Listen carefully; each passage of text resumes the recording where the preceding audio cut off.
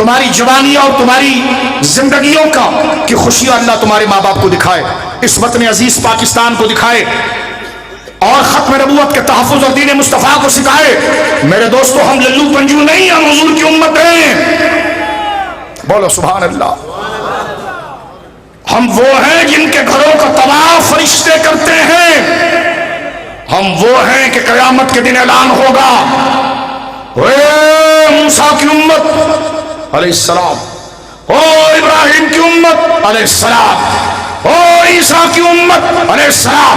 بڑے بڑے اولیاء کھڑے ہوں گے، جی مولا، حضرت ابراہیم کی امت کے اولیاء، حضرت عیسیٰ کی امت کے اولیاء۔ اللہ فرمائے گا کھڑے ہو جاؤ ایک طرف، ابھی تو ملتان میں جو ختم نبوت کا نام لینے والے میری حضور کی امت تھی، میرے محبوب کی، اب پہلے جنت میں وہ جائے گی۔ حضور نے فرمایا جب تک میری امت قدم نہ رکھے جنت میں، کسی نبی کی امت قدم نہیں رکھے گی۔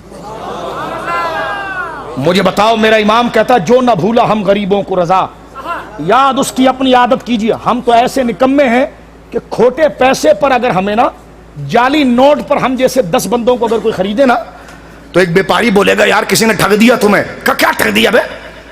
جعلی نوٹ تھا، جعلی نوٹ تھا، عید مبارک والا نوٹ تھا، 10 بندے پکڑ کے لے آیا، اس نے کہا پھر بھی سودا خراب کیا۔